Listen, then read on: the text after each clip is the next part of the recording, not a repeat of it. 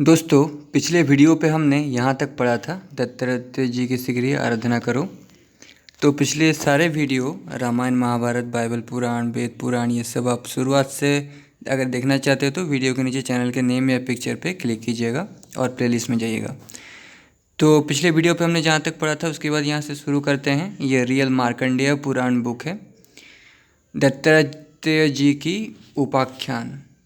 Video अगर बड़ा लगे तो वीडियो को कुछ मिनट तक देख के आप रोक सकते हैं। दूसरी बार जैसे इस वीडियो को शुरू करेंगे तो जहाँ पे आप रोके थे वहीं से शुरू हो जाएगा।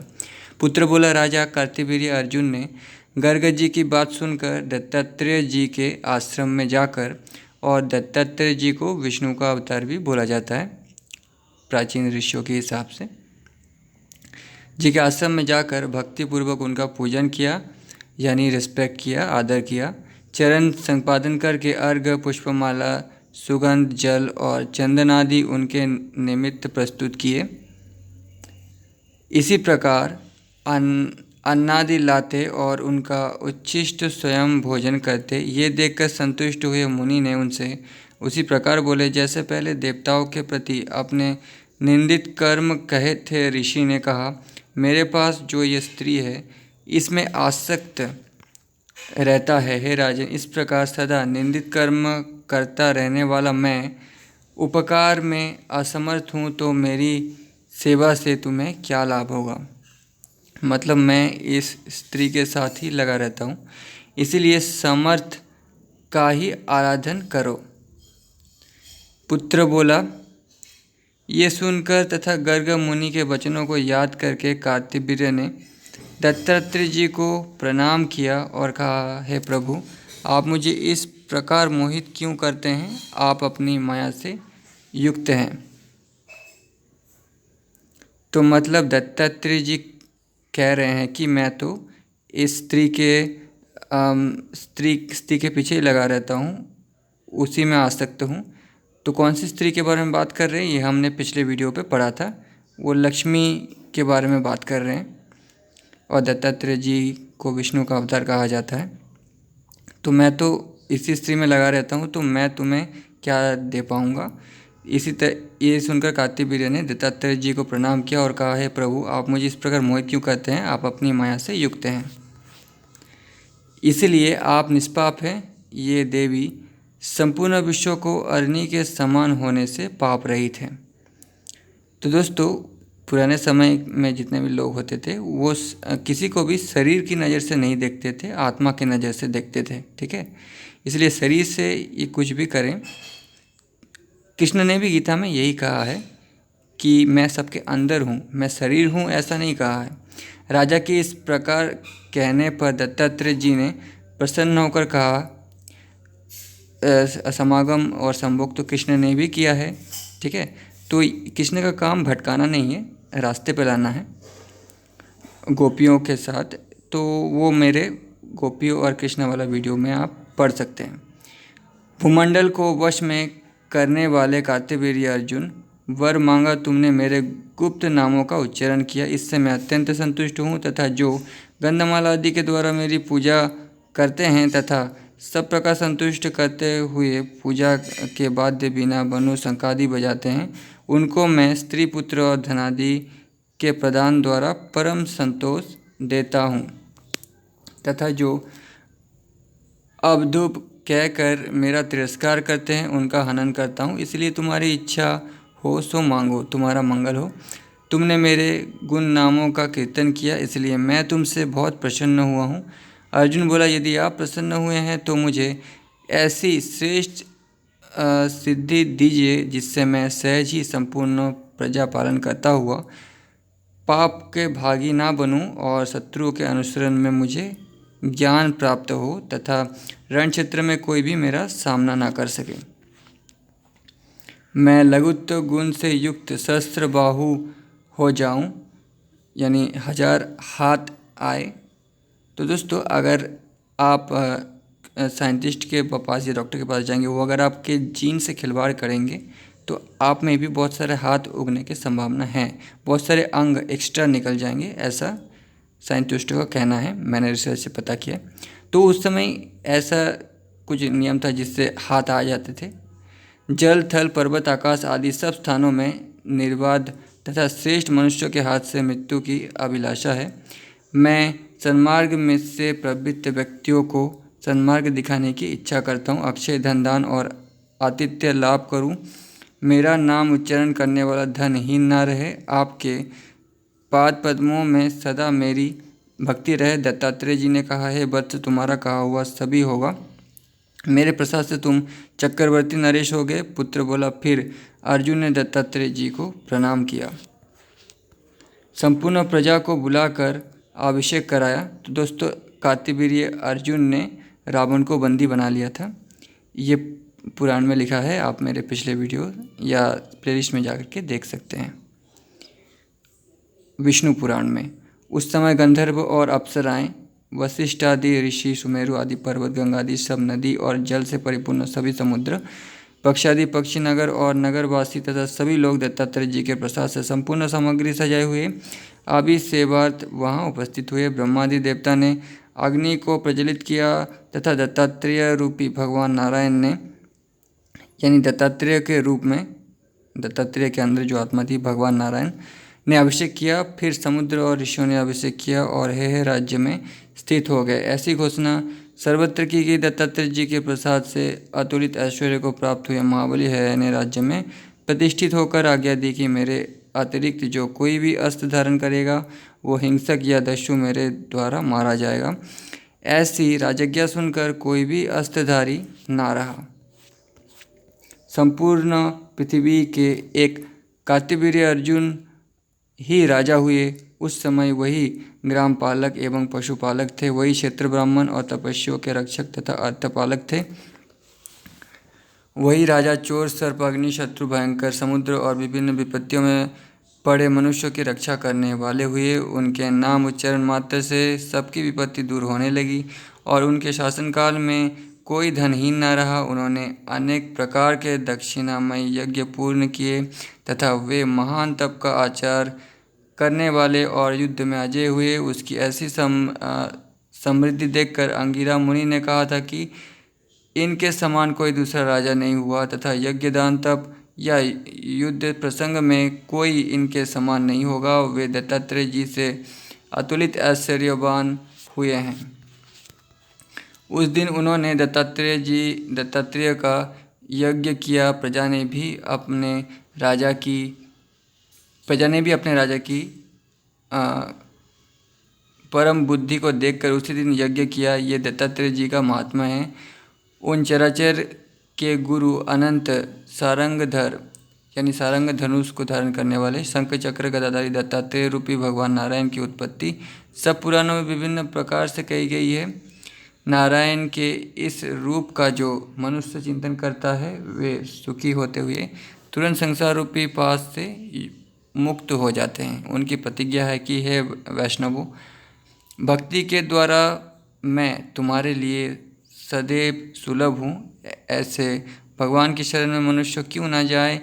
वो अनादि देवता धर्माचरण और अधर्म विनाश के लिए स्थिति और पालनादि करते हैं। हे पिताजी, अब आपसे अलर्क का वृत्तांत कहता हूँ। वे महात्मा अलर्क संसार प्रसिद्ध राजर्षि और पितृभक्त थे। तो शिव जी ने दुर्वासा ऋषि के रूप में और विष्णु जी ने दत्तात्रेय ऋषि के रूप में जन्म लिया था। कैसे लिया था, क्यों लिया था, ये आपको भविष्य पुराण में पढ़ने को मिलेगा। आप मेरे भविष्य पुराण के वीडियोस देख सकते हैं। नेक्स्ट चैप्टर, कुबल्याश्व उपाख्यान। पुत्र बोला, है पिताजी, पुराकाल में शत्रुजित नामक एक महाबली राजा थे। उनके यज्ञ में सोमपान करके इंद्र संतुष्ट हुए। वो बुद्धि में बृहस्पति के तुल्य, विक्रम में सूर्यपति के और रूप में अश्विनी कुमारों के समान थे। ये जिन राजकुमारों से मिलते वे भी आयु, सत्व, बल, चेष्टा में उस राजकुमार से कम न थे। वो सभी शास्त्र ज्ञान से उत्पन्न विवेकपूर्वक अवस्थान करते थे। कभी काव्य चर्चा, कभी संगीत, कभी नाट्यादि से प्रसन्न होते, कभी पाश क्रीड़ा, कभी शास्त्रास्त्र, कभी विनय भाव, कभी योग्य पुरुषों से मल्ल युद्ध, कभी गज, अश्व, रथादि की सवारी करते हुए राजपुत्र से क्रीड़ा करते थे। जैसे आनंद से दिन व्यतीत होता वैसे रात्रि भी व्यतीत होती थी। जहाँ वो खेलते थे वहाँ सैकड़ों राजपुत्र, ब्राह्मण या वैश्यों के बालक आकर खेलते। इस प्रकार कुछ समय व्यतीत होने पर पृथ्वी पर नागलोक से नागराज अश्वतर के 2 पुत्र ब्राह्मण के वेश में आए। वे दोनों ही युवा प्रियदर्शन थे।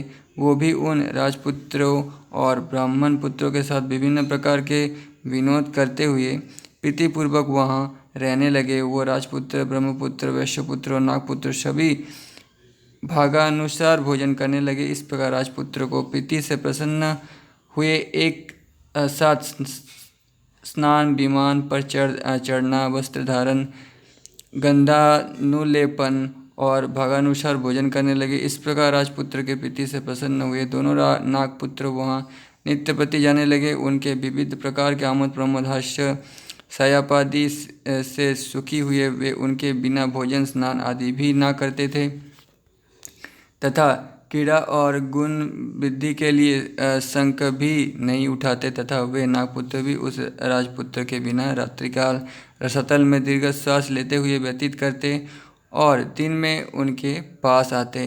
कुछ काल इस प्रकार व्यतीत होने पर एक दिन नागराज अश्वतर ने अपने दोनों पुत्रों से पूछा, है पुत्र, मर्त्यलोक के प्रति तुम्हारी ऐसी प्रीति क्यों हुई है? बहुत दिनों से तुम्हें मैं दिन के समय पाताल लोक में नहीं देखता, रात्रि होने पर ही तुम दिखाई देते हो, इसका क्या कारण है? इस प्रकार पूछने पर उन दोनों ने अपने पिता से प्रणाम करके हाथ जोड़े हुए कहा, हे तात, मर्त्यलोक में राजा शत्रुजित के पुत्र ऋतुध्वज हैं। वो स्वरूपवान, सरलचित, शूर, प्रियभाषी, यशस्वी, विद्वान, मित्रता के योग्य तथा गुणों की खान है। वो मानो बुद्धिमान, लज्जा वाला तथा विनय से युक्त है। उनकी प्रीति में हमारा मन आकर्षित होकर नागलोक, पृथ्वी अथवा किसी भी अन्य स्थान में प्रसन्न नहीं रहता। पाताल की शीतल रात्रि भी उनके वियोग में हमारे लिए तापदायिनी होती है और उनके संग में सूर्य के ताप से तप्त दिन भी हमको हर्षजनक होता है। पिता ने कहा, वो पुण्यवान पुत्र धन्य है, क्योंकि तुम्हारे जैसे गुणवान भी पीछे से जिनका गुणगान करते हैं, अनेक शास्त्र ज्ञानी भी बुरे स्वभाव वाले तथा अनेक मूर्ख भी सुशील होते हैं।